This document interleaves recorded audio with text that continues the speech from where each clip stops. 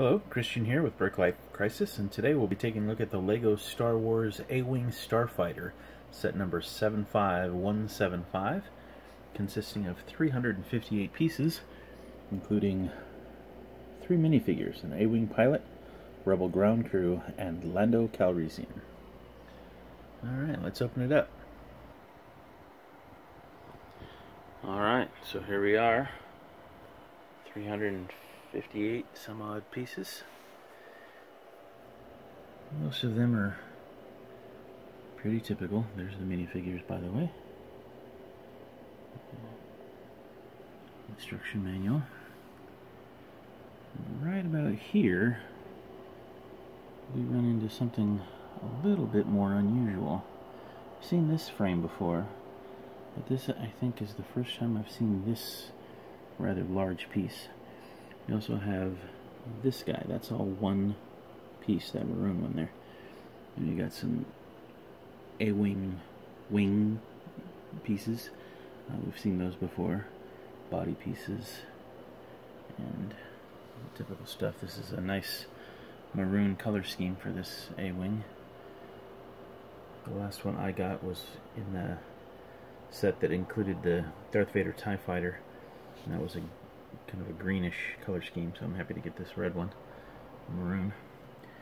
So that's all the pieces. What do you say we put this guy together, huh? Alright, and here we have it, the completed A-Wing Starfighter from LEGO. With minifigures and the little ground crew. So this guy is our A-Wing pilot. There you go. He's got a kind of a nice print all the way through. The legs, the torso, and the belt area. I like that helmet. Some nice detailing and printing there. Print on the back is nothing extraordinary, but it's nice that there's something there. And of course he has his little sidearm. No alternative face on this guy. Down here we have Lando Calrissian. He's got a nice cloth cape. Whoops. Down he goes. I'll get back to him in a moment. And then we also have our grounds crew. Just a fairly basic jumpsuit kind of an outfit. It's a nice print. It's got a little microphone earpiece so you can communicate with the pilots and with the tower. This little ground vehicle, you've got some kind of a torch, maybe an oil can, I don't know what you would call that thing, but and of course a wrench. And you got the little sled vehicle itself, which that's a sticker on the control panel there. There are 2 joysticks that he uses to drive the thing. He's got his little coffee mug, and then back here this is a trailer. So if you pop that guy off, this is a ladder that allows access to the vehicle. Then on the back of the sled you have this little piece that comes out. First of all, on here you have a couple of projectiles, so you can reload. So that's what those are for. And you have some lights and the tools. And then inside here is a little storage area. Forgive me, I had a little trouble getting that open. There we go. So that you could store a blaster or maybe some additional ammunition, something like that, in there. Now, I know a lot of people don't really care for this type of thing. I've heard people complain that the only reason LEGO includes that is to up the brick count so they can charge more. And who knows, maybe there might be some truth to that. But I think they're pretty cool. They allow you to set up dioramas in a rebel base or whatever, and you know, make it look that much more realistic. Vehicles have to be resupplied and you know, maintained and that sort of thing. So I actually appreciate when these types of add-ons are included, and while they do perhaps add a little bit to the overall cost because of the additional pieces, I think the play value, particularly for younger kids, rather than just collectors, it really does add something. So there's that. This, incidentally, is that helmet for our A-Wing pilot. It's got a pretty nice design, I think. And then again, this is that pilot.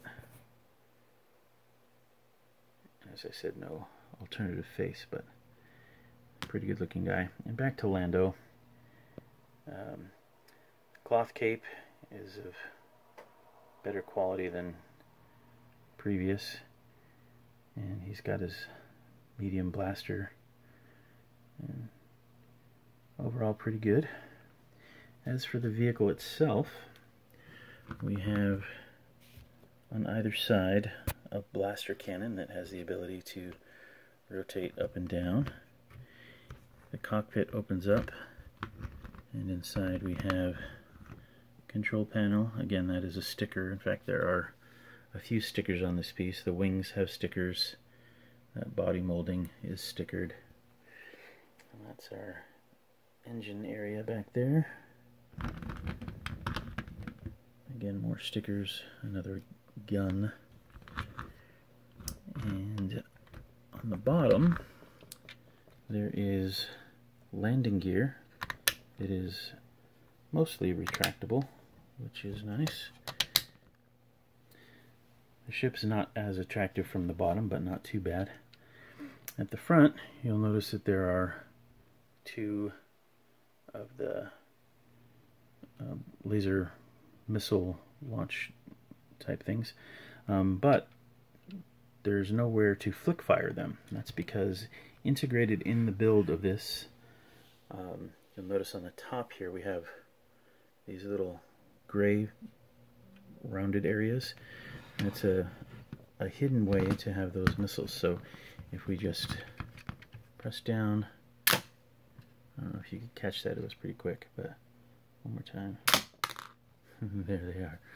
So that's pretty well done. You also have some movement on the wings. They can fold in and out just slightly. But overall, I think it's a pretty attractive ship. This debuted, as far as I remember, in the Return of the Jedi, in the Battle of Endor. But it was not terribly popular as far as toys and stuff back in my day.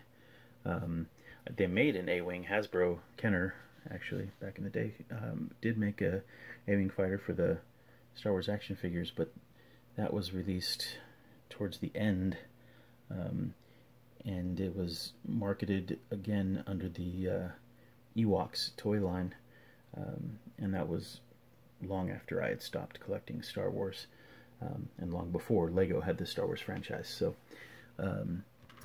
for me, this actually is my second A-Wing. The first one, as I mentioned before, came in another set, and just for comparison, that is it. So those blaster cannons are brick built, which is cool, but they're almost comically large. The shape is pretty good. Same canopy piece, you'll notice. The pilot is slightly different. Oops. Let me pull the pilot out, and you can see the helmet is similar, but it's different print, of course. This guy has two weapons just because I had two to spare. Print on the back of this one, I think, is a little bit more elaborate than the new one. But something also interesting, if you look closely, this appears to be a female face, which is kind of cool. We have a female pilot. In this machine, we have another sticker for the control. This one has the flick fire missiles as well, and they are integrated a little bit differently. You have to pull back on the ship itself to get those to fire. They also have the ability to angle the wings just a little bit, although they came up quite a bit more than the new version. Overall, I prefer the new version. I think it's more movie accurate. This one I think is supposed to be kind of modeled after the newer animated series, Rebels.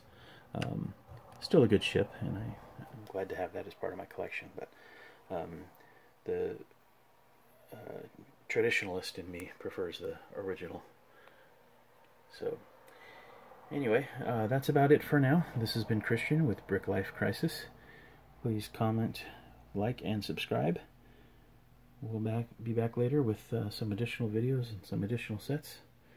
In the meantime, take care of yourselves, and we'll see you next time.